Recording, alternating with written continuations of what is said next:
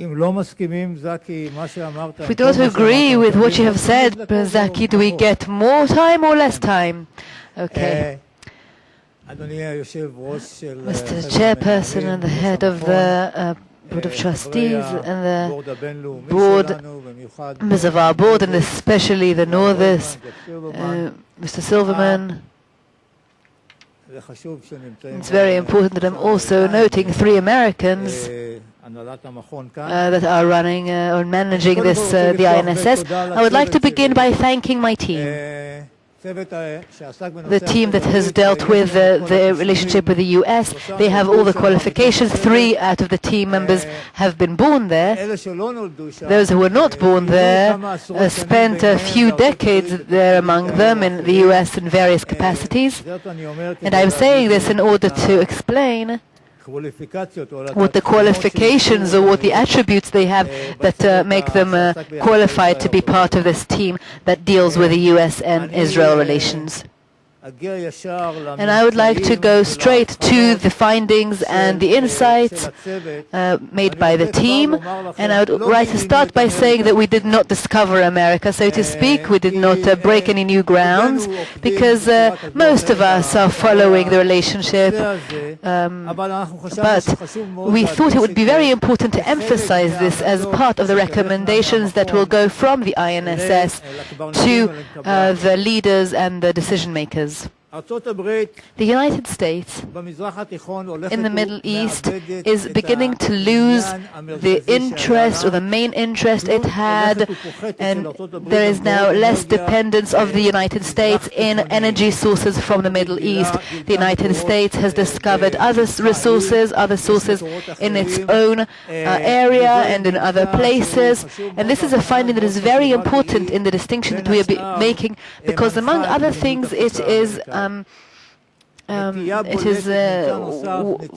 leading the policymakers. Another thing is that there's a slight trend of detachment. Iraq and Afghanistan are examples. If you even take the case of Libya, where there has been a military intervention, but it was done from the back scenes, from the background, and the United States didn't ask to lead this operation. And until last night, when it's been said that we will not be intervening in Syria either, then there is now no intervention expected in Syria. And even in Bahrain, if you remember, it was Saudi Arabia who had intervened and not the United States in order to salvage the regime there. Coping with the Arab Spring is still in the middle of the process, it's still in the works, and I think it will still take a few more years for the United States to cope with it completely. On the one hand, we have American interest to protect these friendly regimes, but it contradicts the other values that are currently guiding the American approach, and that is giving freedom of liberty, freedom of action to the democratic forces that are partaking in this civilian uprising against these regimes that were friendly regimes.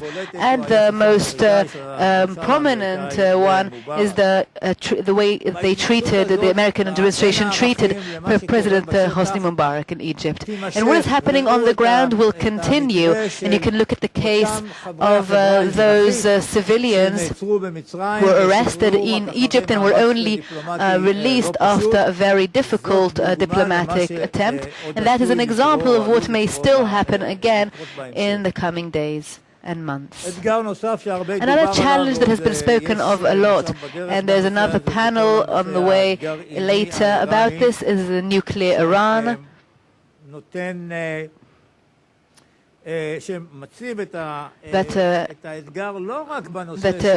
poses this challenge not only in terms of Iran being a nuclear potential force, but also any other regime in the area, or the anti-proliferation regimes, and this challenge is indeed one that goes outside the boundaries of Middle East and goes up to Korea, North Korea, and so forth. There is an emphasis placed by the administration itself, and explicitly states of it that the weight or the core should be moved to the Far East in order to contain the Chinese threat. And undoubtedly, over the next few years, we will be seeing a much bigger effort invested in that area, in the Far East. And the implications or the ramifications of these insights that I have presented as findings of the team are that I will start with a topic that I do not want to speak about too much or elaborate on too much, but the whole point of rehabilitating the personal relationship between Prime Minister Benjamin Netanyahu and President Obama, and that is assuming that in 2012 also the Prime Minister will be meeting with President Obama, the current president, and we will leave that up to the Americans to decide in November. I would also like to say, as a person who has served in a certain capacity in Washington, it's not the first time that there is a personal strain or stress between the heads of the states, and you don't need to exaggerate when speaking of it. The finding that maybe is the most important and also correlates with what happened this morning in this morning's panels relates to the way the team thinks that we can maintain or preserve the American interest in the region, and that is creating an area for them to maneuver in, for the Americans to maneuver in, that correlates with the Israeli mission as well as the American one. I think the creation of such a space will be very important, and I think that people before me in the previous panels have also said the same. It will contribute to help to dealing with the first challenge, which is improving the relationship between the two leaders. And it is also true whether Obama remains president or whether another replaces him, Romney in this case. Another challenge that will be created following the Arab Spring and the rising of regimes that are more leaning towards Islam is the American need to be in touch diplomatically with these regimes that are not necessarily they will not necessarily be talking of the Israeli interest. For instance, what if Hamas is elected also in Judea and Samaria and sets up the first Palestinian government, with the United States joining it or having to, because of its status, to enter into a political dialogue with that regime? And the question is, will the United States and Israel be able to reach a common denominator, the center of which will be those three conditions that have been set by the quartet for a dialogue with Hamas, which means accepting the agreements and not taking the path of terrorism and accepting Israel as the Jewish state, etc. And that is a question when the United States will have to deal with pressures that will also be coming from the European side on this matter, and to perhaps dilute these conditions somewhat. And another thing that I don't think there'll be too much tension about, but what happens if Egypt, under the current new regime, indeed asks to reopen, not to abolish the agreement between Israel and Egypt, but at least to open up the military part of it, and the United States, as the mediator, will have a formal position. The topic of Iran, Israel, in the United States.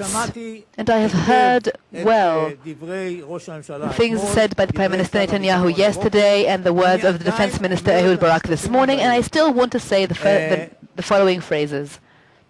The team believes that the understanding between the United States and Israel is not clear. It's not entirely clear.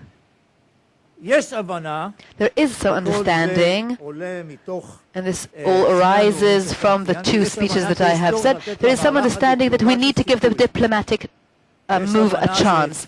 And we understand that we need to give the sanctions the the opportunity to exhaust themselves, but the team does not believe that there is a point in time where you need to strike militarily. I think that has also come up out of the things said by Michel Fournoy yesterday. There are differences in nuances between the approaches to this topic, and they are not unimportant, they are important.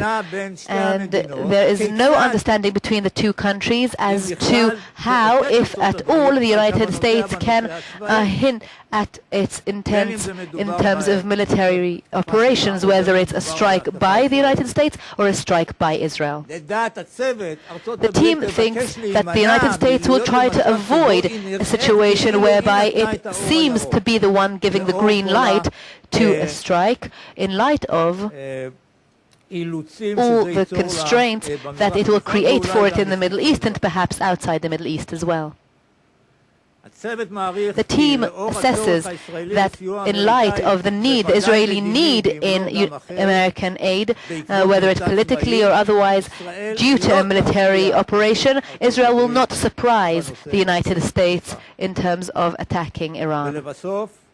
And finally, and this recommendation has already been said this morning by the Defense Minister, Israel should maintain and preserve the independence of decision-making, as was already said by President Obama himself, who said that Israel is a sovereign state and is may make its own decisions, and assuming that we are talking about, and it's a very important assumption, that we are talking of an existential threat. And again, I'm referring you to the presentation given this morning of what it means to have a sword on your neck, and when you say such words, when you use such a phrase.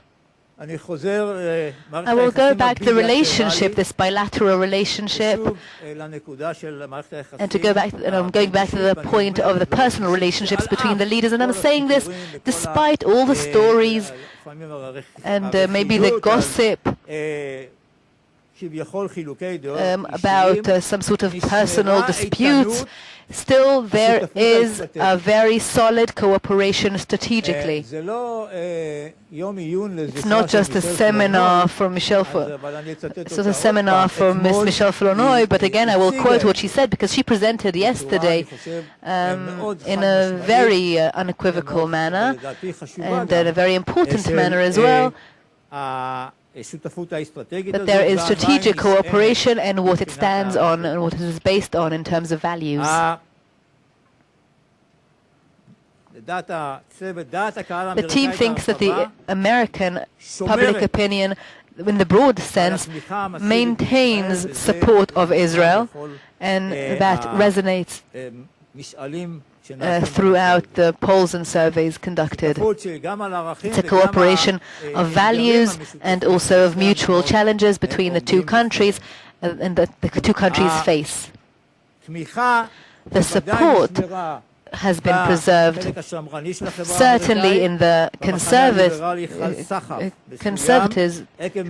part of the Americans, but also in light of the attacks from the Palestinian side. The ethnic minorities have a greater weight when we're talking about Asians. 12.5% of the population in the United States are Hispanics, or I'm sorry, the speaker says they're African American. 43 parliament members are from the black community, 5% are Asians.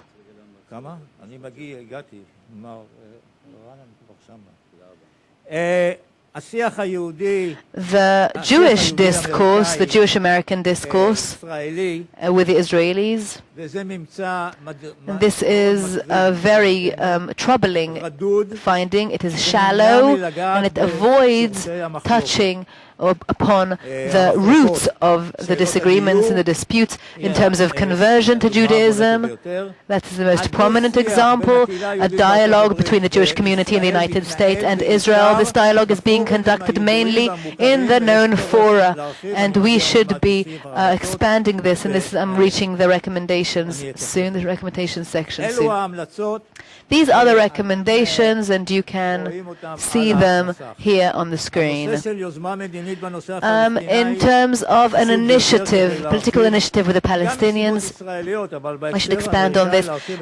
We should expand the area of maneuvers, the space of maneuvers for the United States, and this does not have to be based on a complete resolution of the Israeli-Palestinian conflict. It can also be based on unilateral moves or an interim agreements with the Palestinians, but we need to reach an agreement or an understanding to the as much as possible with the Americans as far as the parameters involved, and there's nuances on percentages and so forth, and yet we must reach an understanding, and I think I've already quoted President Obama on this matter. We need to find the freedom of action for Israel once Israel decides what the threat they're facing is. In terms of the Jewish community and its relationship with Israel, the legislative attempts in certain areas are detrimental and damaging. I'm not saying it's an irreparable damage, but it is definitely very severe damage, and we need to expand the dialogue with the Jews in America in terms of tikkun olam, in terms of Israeli initiatives such as conversion into Judaism and assimilation. We need to add to the tools that have been used in this dialogue. We need to add new tools to them that will expand this dialogue past the talks between clerks and position holders. There has been great success to those programs such as Taglit, such as Birthright, but they are targeting certain audiences, certain age groups, and these are very important campaigns that makes the younger generation closer to Israel, and they should be enhanced and strengthened and increased so that awareness of Israel is increased in the Jewish community in the United States. As for the non-Jewish community in the United States, there are sectors that we need to reach. Youngsters, the erosion I spoke of, or the erosion in terms of the relationship with Israel and the approach to Israel can be seen on campuses in the universities, and we need to think more about activities in the campuses that are not for non-Jewish sectors. I already spoke about the Asians and the Hispanics. Birthright and such campaigns should also be extended and broadened to non-Jewish communities, and to add the tools to those campaigns that are adjusted to those non-Jewish communities. And those are the findings, and those are the recommendations of my team. As for the echelon of the decision makers and those who are dealing with the issues of the relations between Israel and the United States, thank you very much. Okay, Oded, thank you very much. You made history. There's almost 4 minutes left.